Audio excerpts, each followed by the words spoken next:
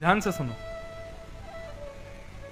पहली बात तो ठाकुर जी देखने का नहीं, अनुभव का विषय है। अब दूसरी बात आती है कि इतनी जल्दी ध्रुव जी को भगवान कैसे मिल गए।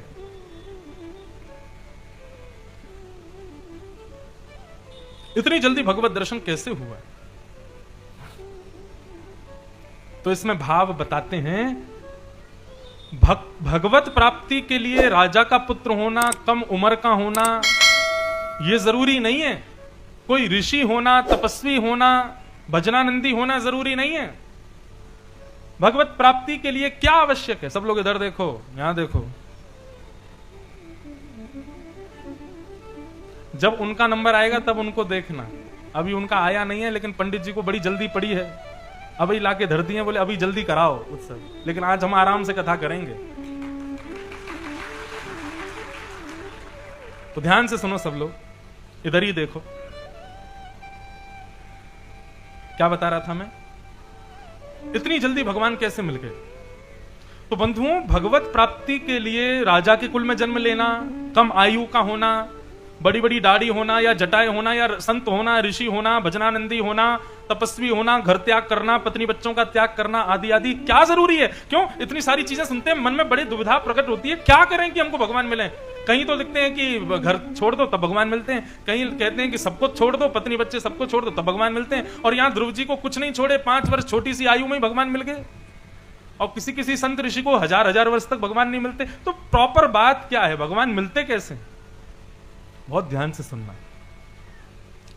आप कैसे कुल से हो, क्या त्याग करके आए हो, कैसे रूप में आए हो, ठाकुर जी ये नहीं देखते। आपकी भक्ति में उत्सुकता कितनी है मिलने की, ठाकुर जी ये देखते। समझ में आई बात? एक उदाहरण में समझो। स्वामी विवेकानंद अपने गुरुदेव रामकृष्ण परमहंस के पास गए और जाकर के बोले, गुरुजी मुझे भगवान का दर्शन करना है। तो रामकृष्ण परमहंस बोले, 108 माला जप के आओ तब भगवान मिलेंगे। स्वामी विवेकानंद गए और लगे महाराज 108 मालाएं खींचने में। 108 माला करने के बाद में गुरुदेव के पास आए, गुरुजी 108 माला हो गई, भगवान नहीं दिखे, भगवान दिखाओ। रामकृष्ण परमहंस बोले, अब 1008 माला करके आओ तब भगवान मिलेंगे। स्वामी विवेकानंद ने 1008 मालाएं की। मालाएं करने के बाद 6-7 दिन में जब मालाएं पूरी हुई तब आए, बोले गुरुजी 1008 माला भी हो गई, भगवान नहीं मिले, भगवान का दर्शन कराओ। बार बार स्वामी विवेकानंद के एक ही प्रश्न करने पर रामकृष्ण परमहंस को क्रोध आया और ले गए स्वामी विवेकानंद को गंगा जी में और कहा, वस्त्र उतारो, डुबकी लगाओ गंगा जी में। बोले भगवान मिलेंगे? बोले हाँ मिलेंगे। जैसे ही स्वामी विवेकानंद ने डुबकी लगाई गंगा जी में, रामकृष्ण परमहंस जी ने उनका सर दबा दिया अंदर गंगा जी में। जैसे ही अंदर गंगा जी में सर दबाया, श्वास नहीं ले पा रहे थे, फड़फड़ाने लगे, हाथ पांव मारने लगे। थोड़ी देर बाद जब स्वामी जी ने हाथ छोड़ा तो विवेकानंद जी बाहर आए। बाहर आकर के व्याकुल हो गए, घबराहट होने लगी, सांस लेने लगे जोर जोर से। बोले गुरुजी आपने तो मुझे मार दिया होता, मेरी तो मृत्यु हो गई होती। अरे मैंने भगवान देखने के लिए कहा था, ये नहीं कहा था कि वैकुंठ ही भेज दो मुझको। ऐसा क्यों किया आपने? रामकृष्ण परमहंस बोले, मैंने जब तुमको पानी में दबाया तो तुम्हारी स्थिति क्या थी? उस समय तुम क्या सोच रहे थे? बोले उस समय मैं ये सोच रहा था, गुरुजी कैसे भी हाथ हटाएं, मैं ऊपर आऊं और श्वास ले लूं। बोले जिस प्रकार तुम श्वास लेने के लिए तड़प रहे थे, ऐसी तड़फन जब भगवान से मिलने की होती है तब भगवान मिलते हैं। ऐसी उत्कंठा, ऐसी व्याकुलता, ऐसी विहुवलता जब ठाकुर जी से मिलने की होती है विवेकानंद, तब ठाकुर जी मिलते हैं। क्या समझ में आया? कैसे कुल में हैं हम, कैसे खानदान में हैं, कितने नियमों से रहते हैं, ठाकुर जी को इससे कोई मतलब नहीं है। अगर ठाकुर जी आपसे मिलने का मन बनाएंगे तो केवल एक चीज देखेंगे कि मेरे से मिलने के लिए व्याकुल कितना है, मेरे से मिलने के लिए विहुवल कितना है।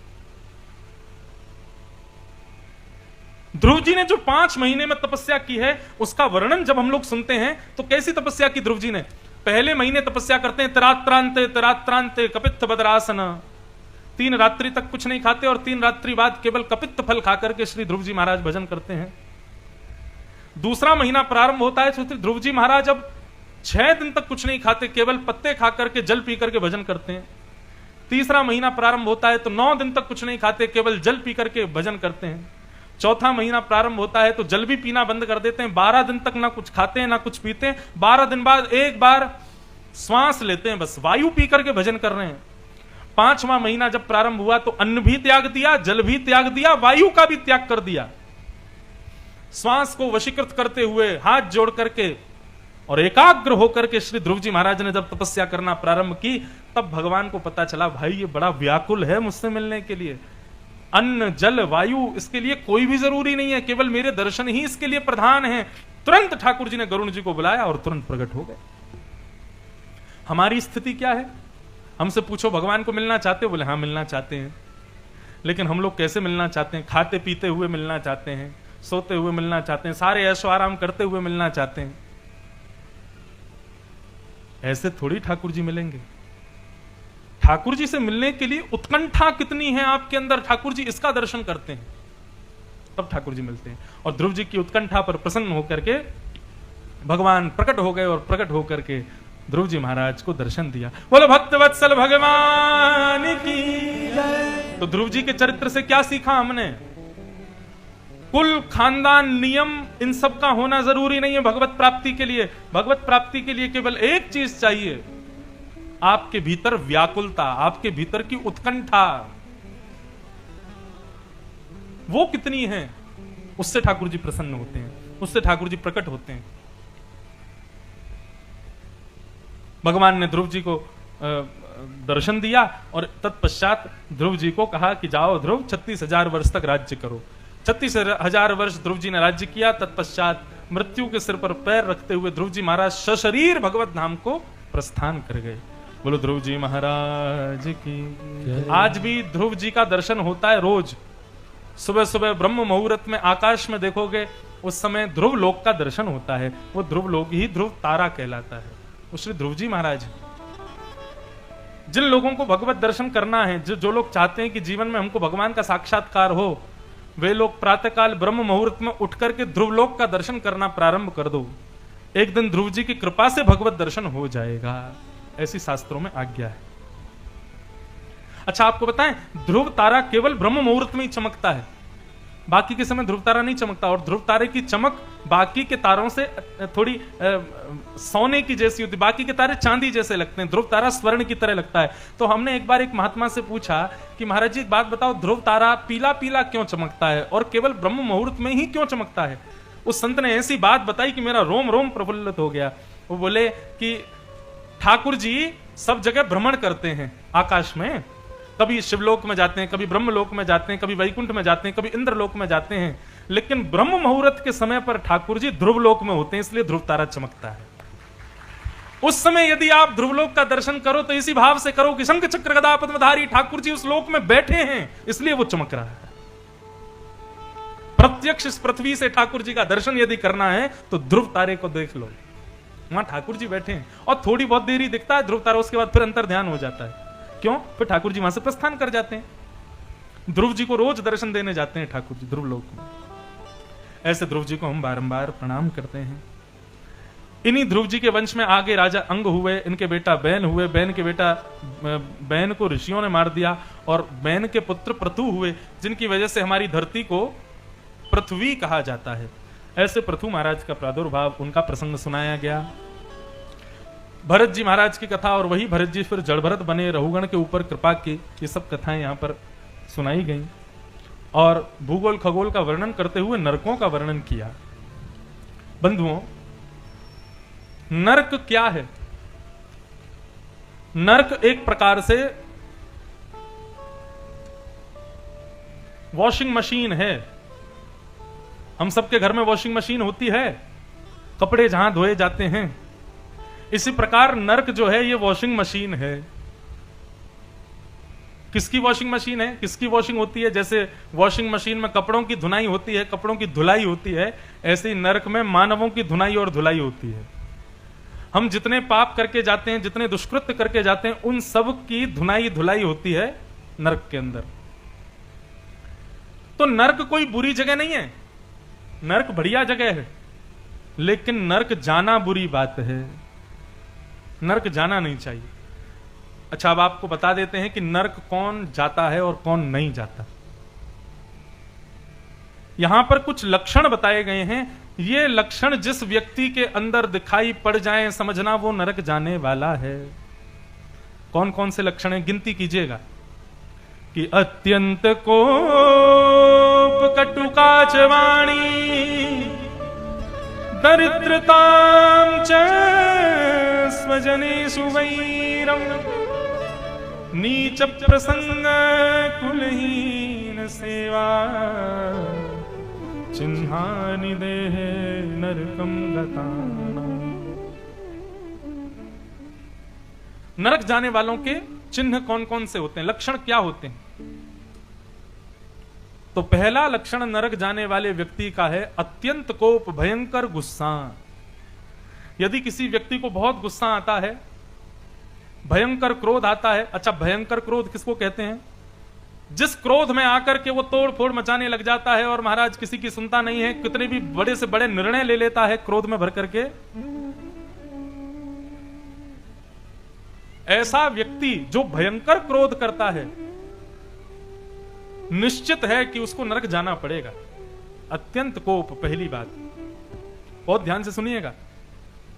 यदि आप लोगों के अंदर इनमें से एक भी गुण है तो कृपया कर उसको सुधार लीजिए, और या फिर आप में नहीं है लेकिन आपके किसी परिचित में ये गुण है तो उसको बता देना, भैया तेरा जो है रजिस्ट्रेशन हो चुका है नरक में, कृपया करके अपना रजिस्ट्रेशन कटवा ले वहां से।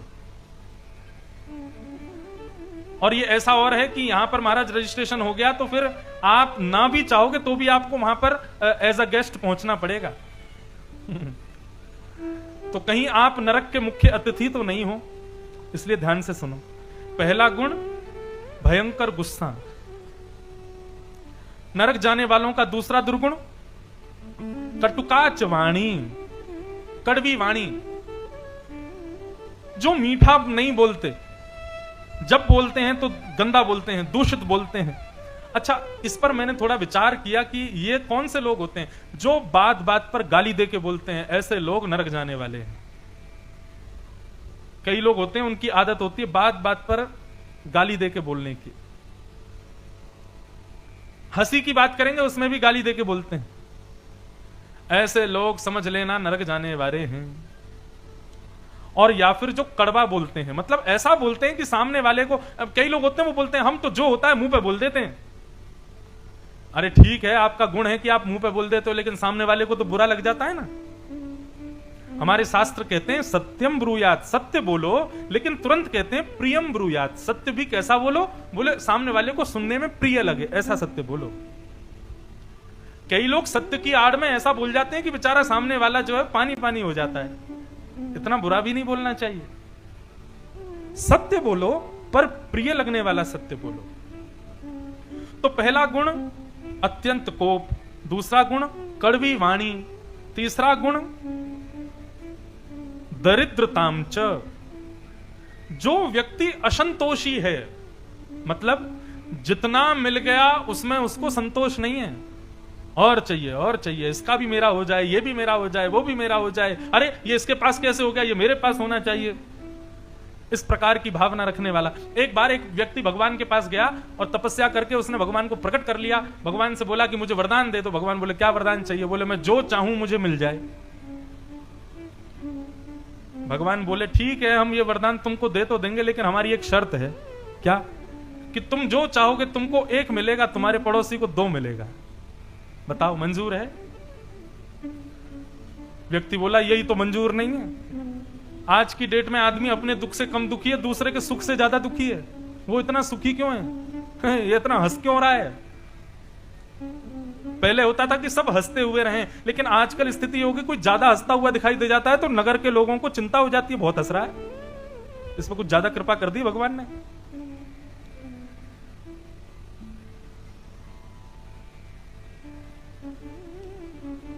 दरिद्रताम च, पहला लक्षण भयंकर गुस्सा, दूसरा लक्षण कड़वी वाणी, और तीसरा लक्षण असंतोष। जिसको मन में कभी संतोष नहीं होता, ऐसा व्यक्ति भी नरक जाता है। चौथा लक्षण बताया गया स्वजनेषु वैरम।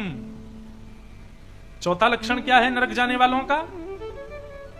अपने ही माता, अपने ही पिता, अपने ही भाई, अपनी ही बहन, अपने ही भाई बंधुओं से बैर करने वाला। अपने ही परिवार से बैर करने वाला। अब इसमें एक बात आती है, कई बार लोग मेरे पास आते हैं, वो कहते हैं महाराज जी हम तो अपने परिवार वालों से बैर नहीं करते, लेकिन परिवार वाले हमको प्रेम नहीं करते, हमको देखना नहीं चाहते, तो हम क्या करें? मैंने कहा इसमें बैर कहां हुआ? वो तुमसे बैर करते हैं, तुम नहीं करते ना। हमारे हृदय में उनके प्रति बैर नहीं होना चाहिए। स्वजनेषु वैरम, नरक जाना पड़ता है जो अपने परिवार वालों से बैर करता है, चाहे परिवार वाले कैसे भी हों, आप उनसे प्रेम ही करो। कितने लक्षण हो गए? अत्यंत कोप, कटुकाचवाणी, दरिद्रताम च स्वजनेषु वैरम, 4। 5वां आया नीच प्रसंग। ये बहुत बड़ी बात है। नीच प्रसंग में बताते हैं, मांस खाने वाला, मदिरा पीने वाला, भक्ष सेवन करने वाला तो नरक जाएगा ही जाएगा, उसका तो नाम ही नहीं लिखा यहां पे। वो तो ऊंचे लेवल वाले हैं, वो तो ऊंची कोटि वाले हैं। अरे बात सुनो, बात सुनो, बात सुनो, जल्दी ताली नहीं, पहले बात तो सुनो पूरी। चोरी पकड़ी जाती है आप लोगों की, एक कोई ताली बजाते सब बजा देंगे, हाँ कुछ अच्छा ही बोला होगा ऐसा थोड़ी। सुनो तो सही बात को।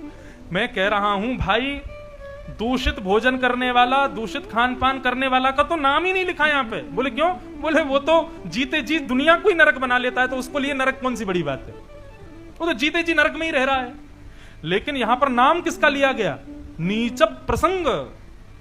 मांस भोजन करने वाला, मद्यपान करने वाले व्यक्ति का जो संग करता है। हम तो नहीं खाते, हम तो नहीं पीते, लेकिन हमारा भाई खाता पीता है, हमारा मित्र खाता पीता है, हम जिसके संग रहते हैं वो थोड़ा सा खा लेता है, तो हम तो डूबेंगे सनम, तुमको भी ले डूबेंगे। वो तो जाएगा ही जाएगा नरक में। और जब आप जाओगे ना नरक में, तो यमराज से पूछोगे हमको क्यों बुलाया, हमने तो कोई पाप किया नहीं। तो यमराज कहेंगे तुम्हारा पाप यह था कि तुम दूषित खान पान करने वाले के संग बैठते थे, इसलिए तुम नरक जाओगे। नीच प्रसंग। आपकी दृष्टि गलत नहीं है, लेकिन आप जिसके संग रहते हो वो दृष्टि से विहीन है। आपका मन अपवित्र नहीं है, लेकिन आप जिससे मित्रता रखे हो उसके मन में बड़ी मलिनता है, भोगना पड़ेगा। और आपको पता है किस दंड में नरक जाना पड़ेगा ऐसे व्यक्ति को? इस दंड के लिए नरक मिलता है कि तू उसके साथ रहता था, तू कुछ खाता पीता नहीं था, तो उसका क्यों नहीं छुड़वाया, उसको क्यों नहीं सुधारा, इसलिए तुमको नरक जाना पड़ेगा। अत्यंत कोप, कटुकाचवाणी, दरिद्रताम च स्वजनेषु वैरम, नीच प्रसंग, कुलहीन सेवा। जो अपने माता पिता को घर से बाहर कर देता है, अपनी पत्नी का त्याग कर देता है, दूसरी पत्नी के साथ रहने लगता है, इस प्रकार के अपने घर में कलह मचा करके दूषित कर देता है पूरे परिवार को, ऐसे व्यक्ति का भी जो संग करते हैं उनको भी नरक जाना पड़ता है। तो ये 6 गुण बताए गए हैं, 6 दुर्गुण बताए गए हैं नरक जाने वालों के, इनको याद रखो। भयंकर गुस्सा, कड़वी वाणी, असंतोष, माता पिता भाई बंधुओं से बैर, दूषित खान पान आदि दूषित मलिन बुद्धि वाले का संग, और घर परिवार में कलेश करने वाले का संग। ये 6 स्थिति जिनकी होती है उनको नरक जाना पड़ता है। अब ये तो हुई नरक जाने वालों की बात। अब नरक कौन नहीं जाता है उसके बारे में सुनो। स्वयं यमराज कह रहे हैं अजामिलोपाख्यान में कि जिह्वा न वक्ति भगवत गुण नाम धेयम, चेतश्चन स्मरति चरणारविंदम, कृष्णाय नो नमति यत्सिरे कदापि, तानान्यध्वमसतो कृत विष्णु कृत्यान्। जिह्वा न वक्ति भगवत गुणनाम धेयम, जिसकी जीव भगवान का गुणानवाद गाती है, दिन में एक बार तो भगवान का नाम गाती है,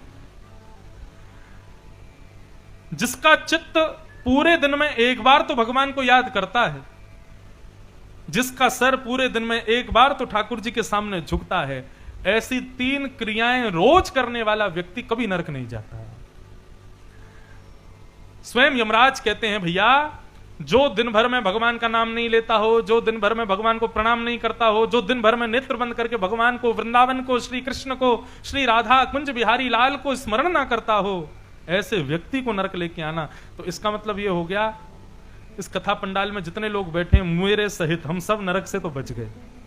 हम नरक तो नहीं जाएंगे, इस बात का ये तो प्रमाण हो गया। क्यों? हम ठाकुर जी का नाम भी गा रहे हैं, हम ठाकुर जी को प्रणाम भी कर रहे हैं, और हम ठाकुर जी के सामने सर भी झुका रहे हैं। तीनों काम हम वो कर रहे हैं जिससे नरक जाने से बचते हैं। इसलिए अपने लिए ताली बजा लो।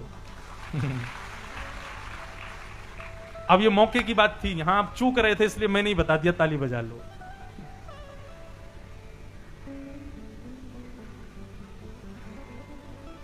मैं कीर्तन गाया करता हूं। राम गुण गायो नहीं आए करके, कृष्ण गुण गायो नहीं आए करके, यम से कहोगे क्या जाए करके, यम से कहोगे क्या जा करके, ओ यम से कहोगे क्या जाए करके, यम से कहोगे क्या जा करके।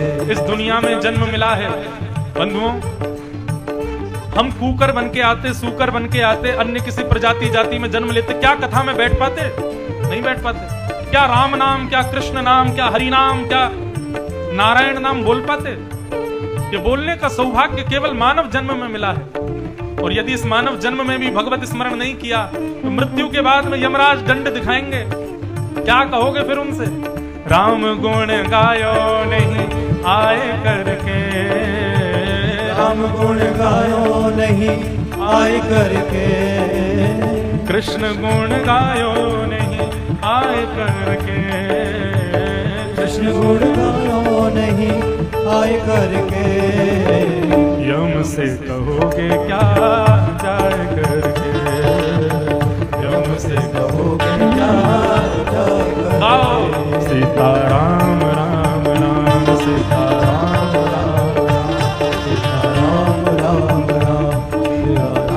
राम राम, हे राधे श्याम श्याम श्याम श्यामा श्याम श्याम श्याम, राधे श्याम श्याम श्याम श्याम श्याम करताल बजा के गाओ। सीताराम राम राम सीताराम राम राम, सीताराम राम राम सीताराम राम राम, राधे श्याम श्याम श्याम राधे श्याम श्याम श्याम, राधे श्याम श्याम श्याम राधे श्याम श्याम श्याम। देखो बचपन निकल जाता है हमारा खेल कूद में, वही बात यहाँ लेखक कह रहे हैं।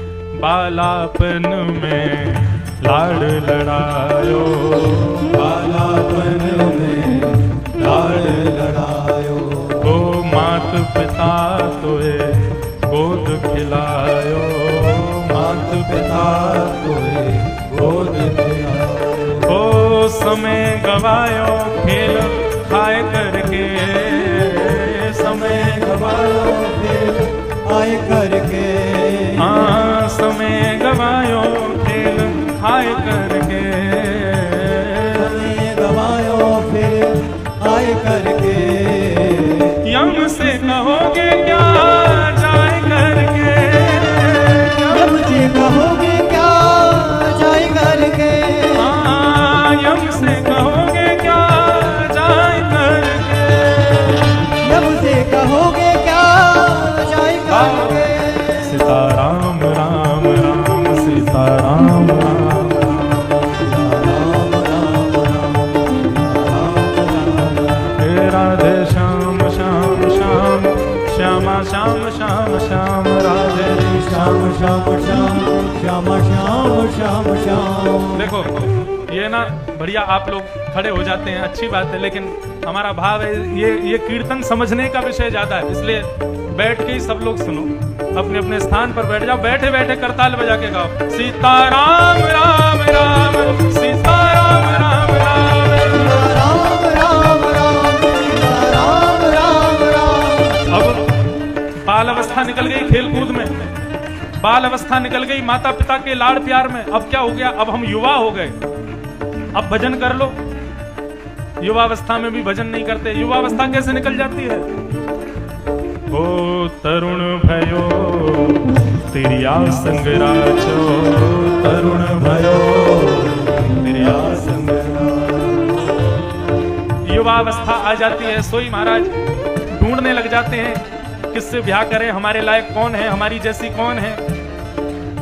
बालिकाएं ढूंढने लग जाती हैं हम किससे ब्याह करें, किसकी पत्नी बने, हमारे लायक कौन है। इसी में ही समय निकल जाता है, इसी में युवावस्था निकल जाती है।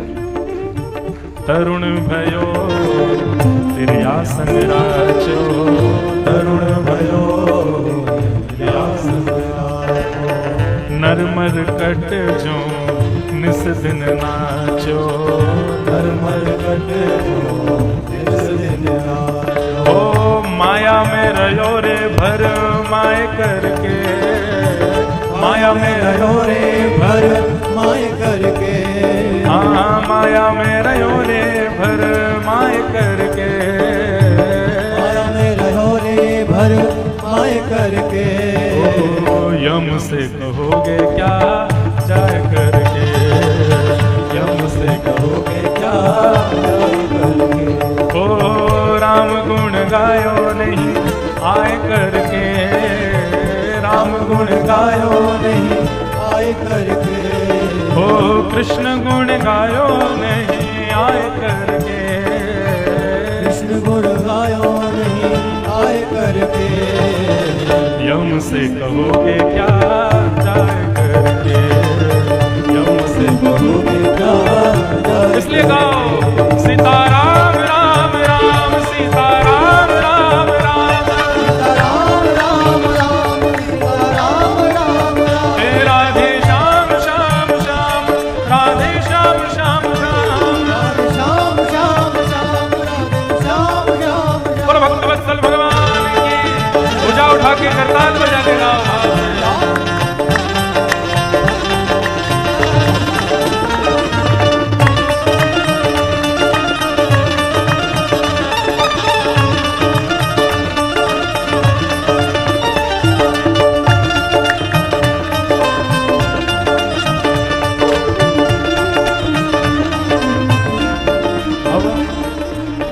बाल अवस्था निकल गई खेल कूद में, युवावस्था निकल गई यही ढूंढने में कि पैसा कैसे कमाएं, पत्नी कौन बनेगी, पति कौन बनेगा, बच्चे कहां पढ़ेंगे लिखेंगे। अब क्या आ गया? आंखों पे पड़ेगा जाला, नाक से बहेगा नाला, लाठी से पड़ेगा पाला, जरा जिंदगानी का। युवावस्था निकल गई, तरुण अवस्था निकल गई, बाल अवस्था निकल गई, अब आई वृद्धावस्था। अब क्या हुआ? ओ जीवन बीत बुढ़ापा आवे, जीवन बीत बुढ़ापा आवे, जीवन बीत बुढ़ापा आवे, जीवन बीत बुढ़ापा आवे। ओ इंद्रिय सब शिथिल हो जावे, इंद्रिय सब शिथिल हो जावे। फिर क्या होगा? बाल अवस्था निकल जाएगी, युवावस्था निकल जाएगी, जब बुढ़ापा आएगा तब क्या करेंगे? तब रोगे पछताए करके, तब रोगे पछताए करके, तब रोगे पछताए करके, तब रोगे पछताए करके। यम से कहोगे क्या जाए करके, तब से कहोगे क्या जाए करके। हाँ यम से कहोगे क्या जाए करके, यम से कहोगे क्या जाए करके। ओ राम गुण गायो नहीं आए करके, राम गुण गायो नहीं आए करके, कृष्ण गुण गायो नहीं आए करके, कृष्ण गुण गायो नहीं आए करके। यम से कहोगे क्या जाए करके, यम से कहोगे क्या जाए करके। भैया बाल अवस्था, युवावस्था, वृद्धावस्था, तीनों अवस्थाएं हमारी निकल जाती हैं। कीर्तन नहीं कर पाते, भजन नहीं कर पाते, हरिस्मरण नहीं कर पाते, पर वेद पुराण संत जन सब यही कहते हैं। क्या? वेद पुराण संत योगा में, वेद पुराण संत योगा में, बार बार नर देह न पावे, बार बार देव न पावे। भव से तरोगे हरि गुण गाय करके, भव से तरोगे हरि गुण गाय करके। एक कहावत कही जाती है, वारी मृथे घृत होत वरु सिकताते वरु तेल, बिनु हरि भजन न भव तरही यह सिद्धांत अपेल।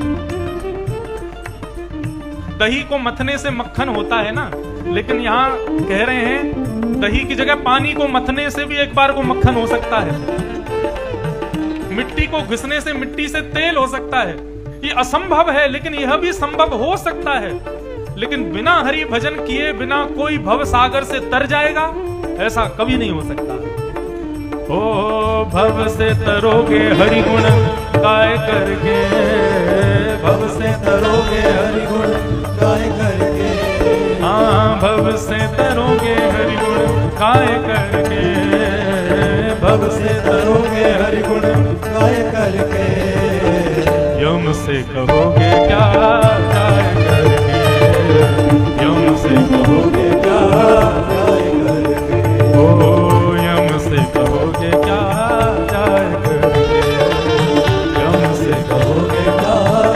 ताल बजा के गाओ, सीताराम राम राम सीताराम राम राम, सीताराम राम राम सीताराम राम राम, सीताराम राम राम सीताराम राम राम, सीताराम राम राम सीताराम राम राम। हे राधे श्याम श्याम श्याम श्यामा राम राम सीताराम राम राम, हे सीताराम राम राम सीताराम राम राम, सीताराम राम राम सीताराम राम राम। हाँ सीताराम राम राम सीताराम राम राम। सीताराम राम राम।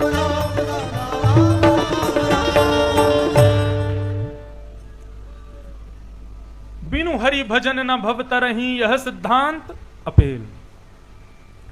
बिना हरिस्मरण किए इस संसार रूपी भवसागर से 84 लाख योनियों के पुनरपि जननम पुनरपि मरणम पुनरपि जननी जठरे शयनम, इस भाव से हम बच जाएंगे, ऐसा नहीं हो पाएगा। हरिस्मरण तो करना ही पड़ेगा इससे बचने के लिए। इस प्रकार से नरकों का वर्णन किया गया।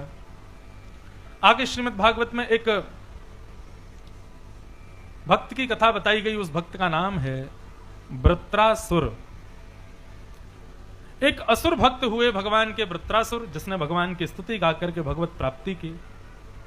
अहम हरे तब पादई कमूल दासानुदासो भवतास्मि भूय, मन स्मरेता सुपतेर्गुणांस्ते गृणीत वाक्कर्म करोतु काय। वृत्रासुर ने बड़ी सुंदर स्तुति गाई भगवान की, और भगवान से क्या मांगा? बोले नाथ मुझे आपके चरण नहीं चाहिए। तो भगवान बोले क्या चाहिए? बोले दासानुदासो भवतास्मि भूय, आपके जो दास हैं उन दासों के जो दास हैं, उन दासों के जो दास हैं, उनका मुझको दास बना दो, ऐसी मुझ पर कृपा कर दो। भगवान बोले भाई तेरी स्थिति हमको समझ में नहीं आई। लोग सीधे कहते हैं कि आपके श्री चरणों की प्राप्ति हो जाए, और तुम कह रहे हो दासानुदासो भवतास्मि भूय, हमारे चरण ही पकड़ लो। दासों के दास क्यों बनना चाहते हो? वृत्रासुर बहुत अच्छी बात कहते हैं। वृत्रासुर कहते हैं नाथ, क्योंकि मैंने आपका स्वभाव देखा है, आपको बुलाता गजेंद्र है, पर आकर के आप उद्धार पहले गजेंद्र के चरणों को मुख में लेकर के बैठे हुए ग्राह का करते हो। आपका स्वभाव है कि आप अपने भक्तों के भक्तों से ज्यादा प्रेम करते हो, इसलिए उनका कल्याण पहले कर देते हो। इसलिए नाथ मुझे आपका दास नहीं, दासानुदासो भवतास्मि भूय, मुझे दासों का दास बना दो। बहुत सुंदर कथा है वृत्रासुर की। भगवान की स्तुति गाकर के भगवान को प्रसन्न किया।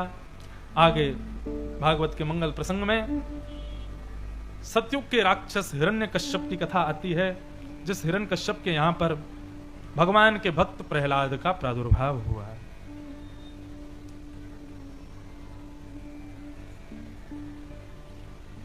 बंधुओं,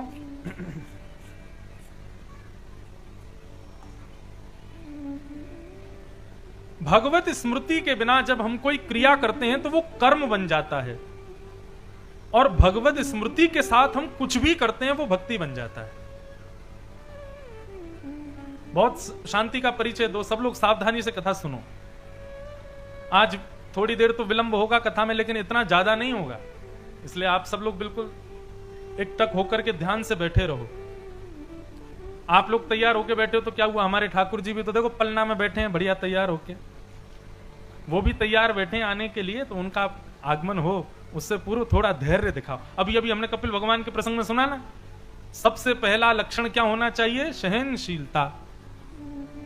थोड़ा सा आप सहन करके बैठो। वैसे तो आप सबके मुखमंडल इतने प्रसन्न दिख रहे हैं कि अभी अगर मैं 10 बजे तक भी कथा करूं तो एक भी उठेगा नहीं। ये सब बोल रहे हो आप लोग, अगर मैं 10 बजे तक कथा करूंगा तो सब चले जाओगे उठ के। लेकिन इतनी लंबी कथा नहीं कर रहे, बस अभी थोड़ी देर में पूरी करते हैं। उत्सव है ना, उत्सव में तो विलंब होता है, तो ध्यान से सुनो। भगवत विस्मृति में कोई भी क्रिया करोगे वो कर्म बनेगा। कर्म अच्छा भी हो सकता है, कर्म बुरा भी हो सकता है। अच्छा कर्म होगा तो फलदायक भी होगा, बुरा कर्म होगा तो दंडदायक भी होगा। लेकिन भगवत स्मृति के साथ जब आप कोई कर्म करोगे तो सबसे पहली बात तो यह कि कुछ गलत नहीं होगा आपसे, और भगवत स्मृति के साथ में कुछ भी करोगे वो भजन ही बन जाएगा।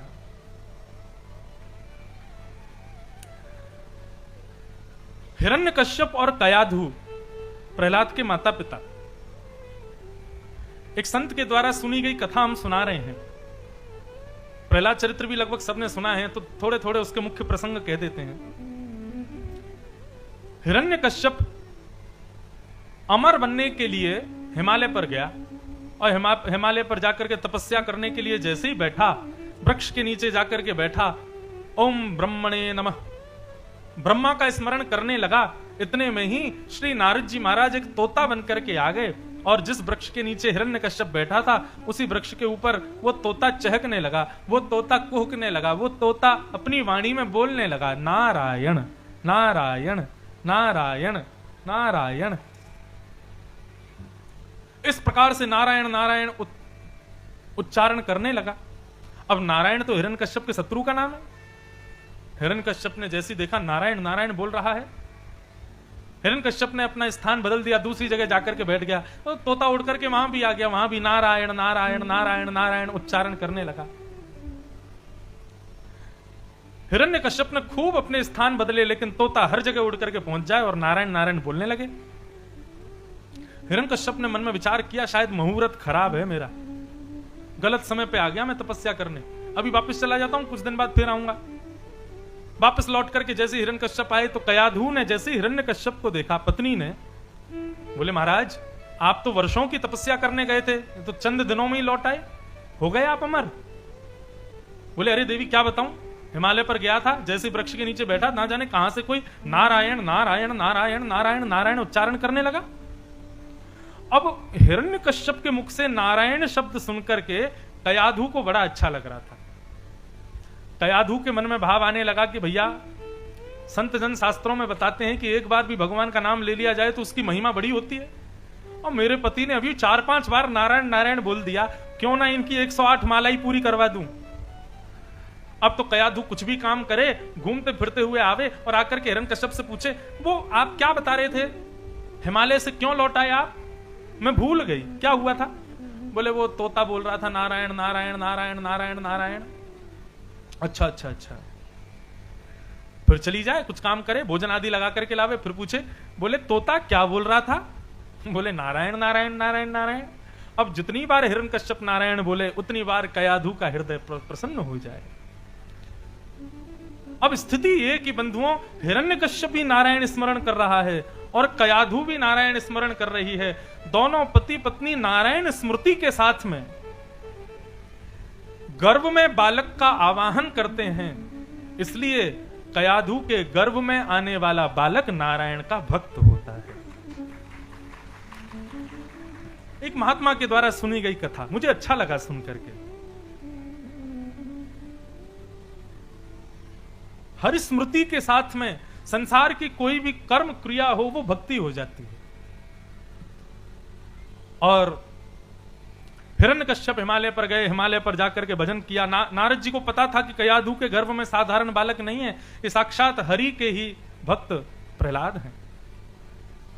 नारद जी ने हिरण्यकश्यप की अनुपस्थिति में कयाधु को जाकर के भागवत धर्म सुना दिया, कथा सुनाई, और इसका भी प्रभाव गर्भ के बालक पर हुआ।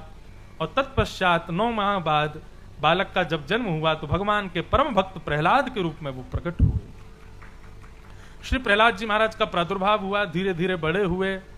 हिरण्यकश्यप ने तपस्या करके ब्रह्मा जी से वरदान मांगा, मैं अमर बन जाऊं। ब्रह्मा जी बोले, मैं तुम्हें अमर नहीं बना सकता। क्यों? क्योंकि मैं खुद अमर नहीं हूं। प्रलय जब आता है तब ब्रह्मलोक को भी डूबना पड़ता है।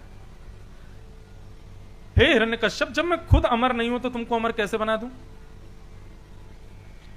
हिरण्यकश्यप ने कहा, तो फिर आप अमर नहीं बना सकते तो दूसरा वरदान दे दो। बोले मांगो। बोले, ना ऊपर मरू, ना नीचे मरू, ना अंदर मरू, ना बाहर मरू, ना 12 महीनों में एक भी महीने में मरू, ना दिन में मरू, ना रात को मरू, ना जीव से मरू, ना सजीव से मरू, ना इंसान से मरू, ना जानवर से मरू, ना अंदर मरू, ना बाहर मरू, आदि आदि उसने बहुत सारे वरदान मांगे और ब्रह्मा जी ने कह दिया तथास्तु।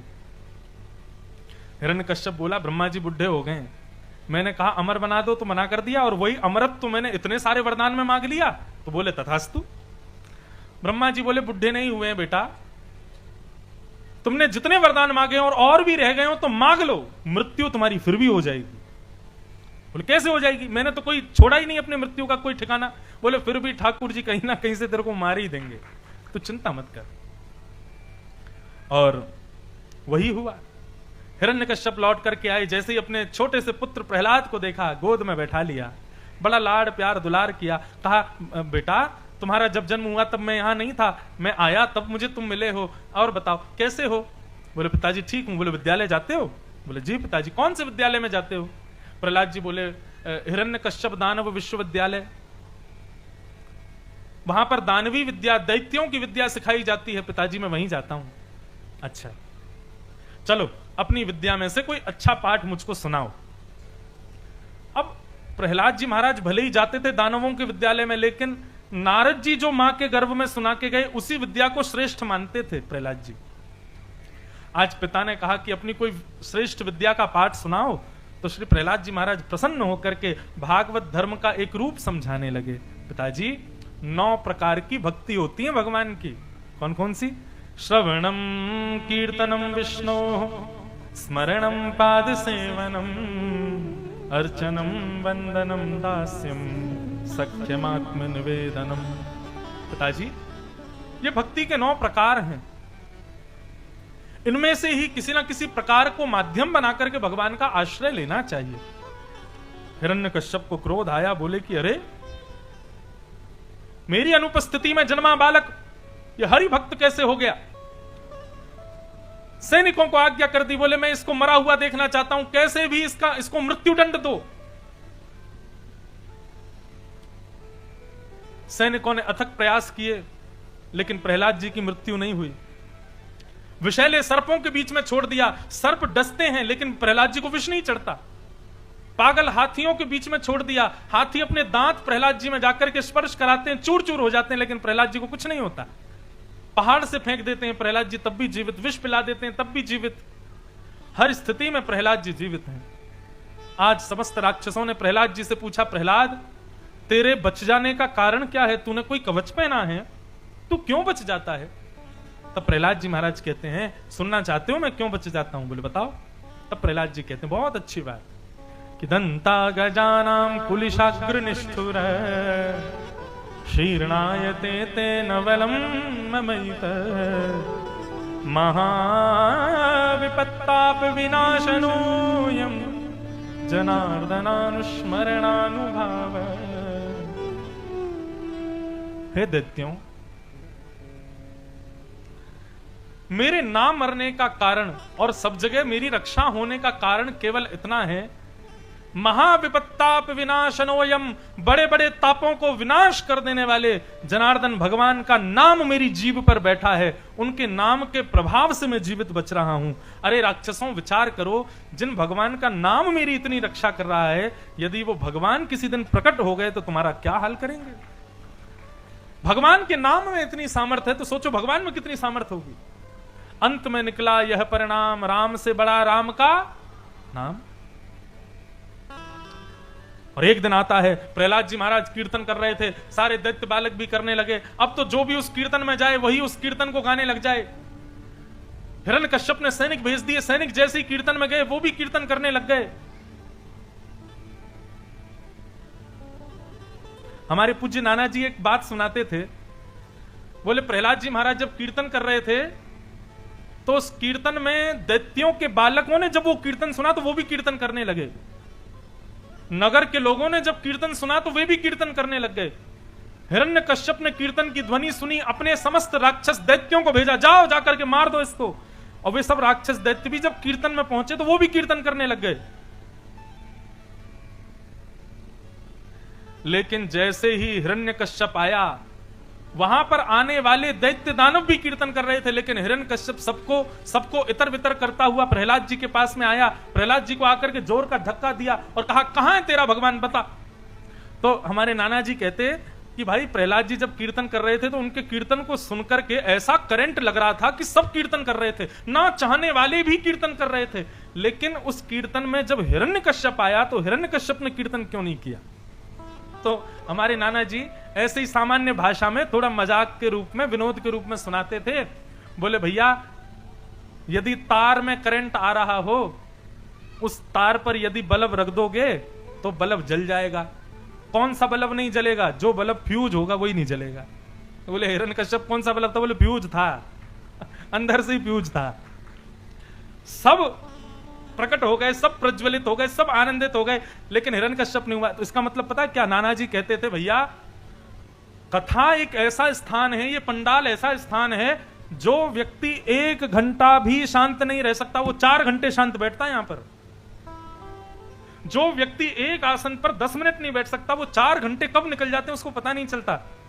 इसका मतलब ये समझो कि तुम्हारा बल्ब फ्यूज नहीं है, लेकिन कथा में आने के बाद भी कभी यूं बैठ रहे हो, कभी ऐसे बैठ रहे हो, कभी पानी पी रहे हो, कभी उठ के जा रहे हो, कभी कुछ खा रहे हो, कभी, तो समझना कहीं हम हिरण्यकश्यप तो नहीं है, हमारा बल्ब कहीं फ्यूज तो नहीं हो गया है। क्योंकि भैया ये व्यासपीठ से करंट तो फैला हुआ है पूरे पंडाल में, जिसको लग जाए समझ जाना कि उसका बल्ब ठीक है, जिसको नहीं लग रहा तो समझो मैकेनिक की जरूरत है। गंगा वंगा जाओ, तीर्थ यात्रा करके आओ, अपने बल्ब को ठीक करके आओ। तो हिरण्यकश्यप आ गया, प्रहलाद को बोले कहां है तेरा भगवान? आज तेरे भगवान को पहले मारूंगा, तुझे बाद में मारूंगा। प्रहलाद जी हाथ जोड़ के बोले पिताजी प्रश्न गलत हो तो उत्तर सही कैसे दे दूं मैं? बोले जबान लड़ाता है मुझसे, क्या गलत प्रश्न किया मैंने? बोले आप पूछ रहे हो तेरा भगवान कहां है, ये प्रश्न गलत है पिताजी, ये पूछो मेरा भगवान कहां नहीं है। वो आप में भी है, मुझ में भी है, हम सब में है, कण कण में वो विद्यमान है। खम वायु यज्ञम शललम महिम च ज्योतिंसि सत्वानि दिशो द्रुमादिन यत्किंचि भूते प्रणमेत अनन्यम।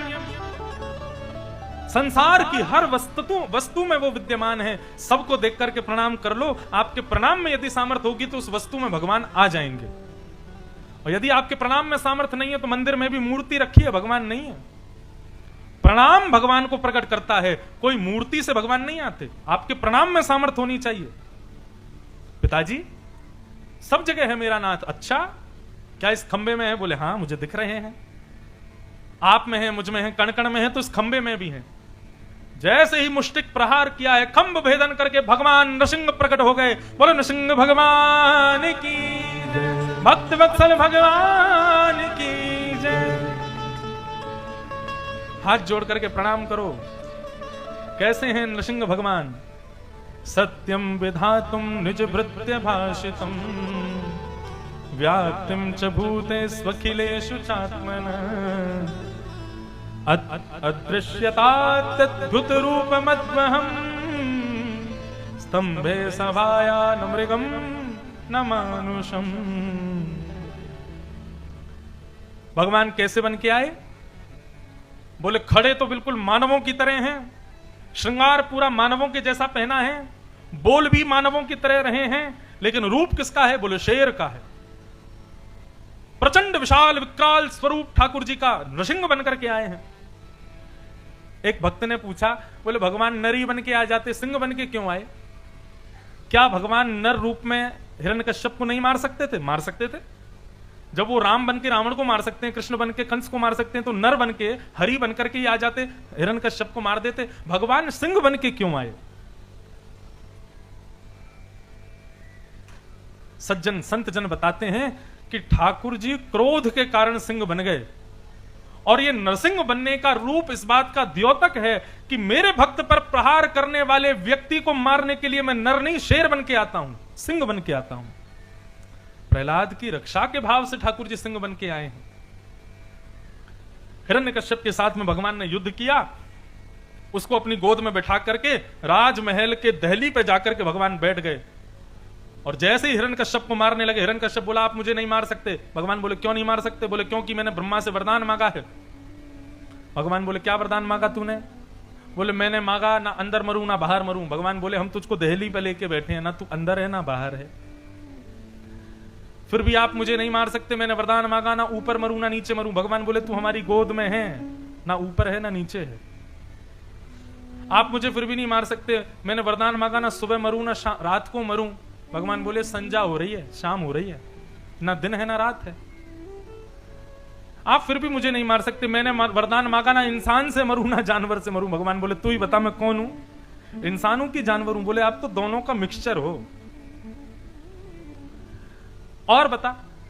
बोले मैंने मांगा वरदान कि मैं 12 महीने में कभी ना मरूं। भगवान बोले 13वां महीना तेरे लिए ही बनाया मैंने, ये पुरुषोत्तम मास, ये इसको मलमास भी कहा जाता है, पुरुषोत्तम मास भी। अच्छा देखो ये मास इतना पवित्र कैसे हो गया, जबकि इसमें तो राक्षस मरा था, और ये हिरण्यकश्यप को मारने के लिए बनाया था भगवान ने।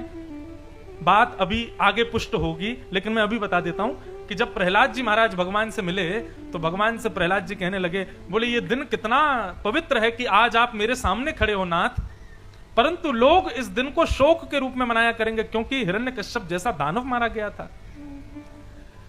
ठाकुर जी बोले तुम चिंता क्यों करते हो, ये मलमास भले ही मैंने तुम्हारे पिता को मारने के लिए बनाया, ये बात तो अज्ञानी लोग जानेंगे, लेकिन वास्तविकता यह है ये महीना मैंने अपने भक्त प्रहलाद से मिलने के लिए बनाया था।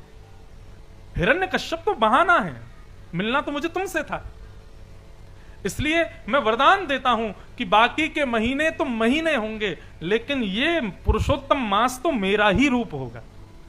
इस पुरुषोत्तम मास में एक तुलसी भी यदि कोई चढ़ाएगा तो जीवन पर्यंत तुलसी चढ़ाने का फल उसको एक तुलसी चढ़ाने मात्र से मिल जाएगा। ये मैं वरदान देता हूं इस मास में। भगवान बोले ये 13वां महीना तेरे लिए ही बनाया मैंने। हिरण्यकश्यप बोला आप फिर भी मुझे नहीं मार पाओगे। बोले क्यों? बोले एक मैंने बड़ा विचित्र वरदान मांगा। बोले क्या मांगा? बोले मैंने मांगा कि ना मुझे कोई जीवित मार सके और ना ही मुझे कोई मृतक मरा हुआ मार सके, ना मैं सजीव से मरूं और ना मैं निर्जीव से मरूं। क्यों? क्योंकि अस्त्र शस्त्र जो होते हैं ये सब निर्जीव होते हैं, तलवार धनुष बाण सुदर्शन चक्र ये सब कोई जीवित थोड़ी है, निर्जीव हैं, इनसे तो मुझे नहीं मार सकते। और सजीव यानी कि जीवित भी मुझे नहीं मार सकते, तो मैंने तो वरदान मांगा ना सजीव मुझे मारे ना निर्जीव मुझे मारे। भगवान बोले मानव के शरीर में नाखून ऐसे होते हैं जो सजीव भी हैं और निर्जीव भी, ये जीवित भी हैं क्योंकि बढ़ते रहते हैं और निर्जीव भी हैं क्योंकि इनको काटने पर रक्त नहीं निकलता। इसलिए हिरण्यकश्यप तेरी मृत्यु किसी अस्त्र शस्त्र निर्जीव शस्त्र से नहीं होगी या फिर सजीव मानव से नहीं होगी, तेरी मृत्यु निर्जीव और सजीव इन नखों से होगी। और तुरंत भगवान नृसिंह के विशाल नख प्रकट हो गए, हिरण्यकश्यप के पेट को विदीर्ण करते हुए उसका राम नाम सत्य कर दिया। बोलो भक्त वत्सल भगवान की जय, नृसिंह भगवान की जय। हिरण्यकश्यप का वध किया, भगवान को क्रोध आने लगा। मरे हुए हिरण्यकश्यप को देख करके ठाकुर जी का ताम्रवर्ण हो गया और भगवान को क्रोध आया तो पृथ्वी पर हल्का हल्का भूकंप जैसा आने लगा, पृथ्वी हिलने लगी, समुद्र में ज्वार भाटे आने लगे, आकाश में बादल गरजने लगे, 33 करोड़ देवता त्राहिमाम करके दौड़ने लगे। बोले भगवान को शांत करो कोई। शंकर जी बोले मैं जाता हूं। जैसे शंकर जी गए तब खूब स्तुति गाई, लेकिन भगवान का क्रोध शांत नहीं हुआ। ब्रह्मा जी कहे मैं स्तुति गाता हूं, ब्रह्मा जी ने स्तुति गाई, भगवान का क्रोध शांत नहीं हुआ। लक्ष्मी जी बोली मैं मनाती हूं, लक्ष्मी जी ने स्तुति गाई, भगवान का क्रोध शांत नहीं हुआ। लेकिन तभी ब्रह्मा जी ने प्रहलाद से कहा तुम्हारे लिए आए हैं, तुम गा के देखो। तभी नन्हे से प्रहलाद जी सामने आए और सामने आकर के भगवान की स्तुति गाने लगे। कि ब्रह्मादय सुरगुणा मुनयोथ सिद्धा सत्वैकतानमतयो वचसां प्रवाहे नाराधितुं पुरगुणैरधुनापि पिप्रो किं तुष्टुमर्हसि समे हरिरुग्र जाते। हे नाथ, मैं आपको कैसे प्रसन्न करूं? मुझे तो बोलना भी अच्छे से नहीं आता, 5 वर्ष की आयु है मेरी, लच्छेदार अच्छी संस्कृत वाणी भी नहीं है मेरे पास में। बड़े बड़े देवताओं की तरह मैं आपकी लच्छेदार वाणी में स्तुति भी नहीं गा सकता, और कहां तक कहूं, मैं तो आपके छूने योग्य भी नहीं हूं नाथ। आप तो शुद्ध पवित्र ब्राह्मणों से अपनी सेवा करवाते हो, उन्हीं को स्पर्श का अधिकार देते हो, लेकिन मैं तो एक राक्षस कुल में जन्मा बालक हूं, मैं तो आपके स्पर्श के योग्य भी नहीं हूं। लेकिन फिर भी आप मेरी स्तुति से रीझोगे, मुझे पता है। क्यों? बोले क्योंकि भक्त्या तुतोष भगवान गजयूथ पाय। क्योंकि यदि मैं ये बात सोचूं कि मैं एक राक्षस का बेटा हूं इसलिए आप मुझसे नहीं रीझोगे, तो ये गलत बात है। क्यों? क्योंकि आप तो उस जानवर से रीझ गए थे जो इंसान भी नहीं था।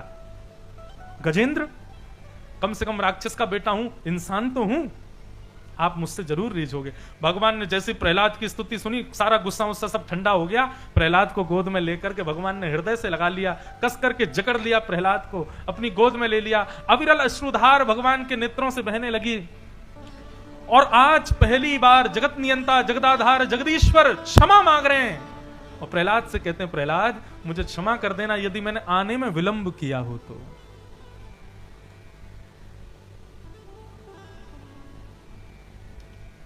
वर्णन आता है कि जिस प्रकार शेर अपने बच्चे को प्यार करता है, ऐसे नृसिंह भगवान प्रहलाद को अपनी जीभ से चाट रहे हैं, अपने हाथों को प्रहलाद के सिर पर फेर रहे हैं, अपनी गोद में बार बार अंक से लगा रहे हैं। और यह कृत्य करते हुए भगवान कहते हैं, प्रहलाद कुछ मांगो। प्रहलाद जी बोले, आपने सब कुछ तो दे दिया, आप क्या मांगू आपसे? बोले मैंने क्या दिया? बोले क्वाहम रजः प्रभव ईश तमोदिकेस्मिन् जातः सुरेतर कुले क्वतवानुकंपा न ब्रह्मणो न तु भवस्य न वै रमाय यन्मेर्पितः शिरसि पद्म कर प्रसाद। हे नाथ, आपने कभी ब्रह्मा जी को गोद में बिठाया? भगवान बोले कभी नहीं बिठाया। आपने शंकर जी को कभी अपनी जीभ से चाटा? भगवान बोले कभी नहीं चाटा। बोले आपने लक्ष्मी के सिर पर कभी हाथ रखा? बोले कभी नहीं रखा। बोले प्रभु, जब इस पूरे ब्रह्मांड के 3 शक्तिशाली देवता ब्रह्मा, शंकर और लक्ष्मी को वो सौभाग्य नहीं मिला जो आपने इस प्रहलाद को दे दिया, अब मैं आपसे क्या मांगू नाथ? मैं आपकी गोद में बैठा हूं, आप अपनी जीभ से मुझे चाट रहे हो, आप अपना बरदस्त मेरे सिर पर रख रहे हो, तो मेरी स्थिति तो ब्रह्मा और शंकर और लक्ष्मी से भी ऊपर कर दी आपने, और आप कह रहे हो कि कुछ मांग लो, सब तो दे दिया आपने। लेकिन फिर भी आपकी बहुत इच्छा है, कुछ देना चाहते हैं, तो एक वरदान दे दीजिए। भगवान बोले मांगो, क्या चाहिए? ऐसा वरदान मांगा प्रहलाद जी ने कि भगवान लुट गए प्रहलाद के ऊपर। क्या मांग रहे हैं? कि यदि नाशीष में कामान बराम स्वाम बरिदर्शभ कामानां हृदय संरोहम भवतस्तु वृणेवरम। हे नाथ, यदि आप मुझे कुछ देना चाहते हैं तो एक ही वरदान दे दीजिए। भगवान बोले क्या? बोले जीवन में मैं आपसे कभी भी कुछ मांगने की मेरे अंदर इच्छा ही पैदा ना हो, ऐसा वरदान दे दीजिए। मैं आपसे कभी कुछ ना मांगूं, और यदि कभी कुछ मांगने की इच्छा हो तो आपसे आपको मांगूं कि आप मुझे मिल जाओ, बस, और मेरे अंदर कुछ भी नहीं चाहिए मुझे। भगवान रीझ गए प्रहलाद के इस भाव पर, और रीझ करके ठाकुर जी ने प्रहलाद को खूब आशीष प्रदान किया। प्रहलाद जी ने कहा मेरे पिताजी को सदगति दे देना। भगवान बोले ये कहने वाली बात ही नहीं है प्रहलाद, तेरे जैसा भक्त जिस कुल में जन्म लेता है उसके पिता माता क्या 21 पीढ़ियां तर जाती हैं, और 21 पीढ़ियां पूर्व की तो तरती हैं, 21 पीढ़ियां आने वाली भी तर जाती हैं। तेरे जैसा एक भक्त जिस कुल में जन्म लेता है, और केवल अपने पिता पक्ष की पीढ़ियां तरती हैं ऐसा नहीं, अपने पिता के पर बाबा 21 पीढ़ियों तक तर जाएंगे, आने वाली 21 संतानें तर जाएंगी, और इतना ही नहीं, मातृपक्ष जिस मां ने जन्म लिया उस मां की भी पूर्व की 21 पीढ़ियां, और आने वाली उस मां के खानदान की भी 21 पीढ़ियां तर जाती हैं। तेरे जैसा एक भक्त जिस घर में जन्म लेता है उसका परिणाम ये होता है।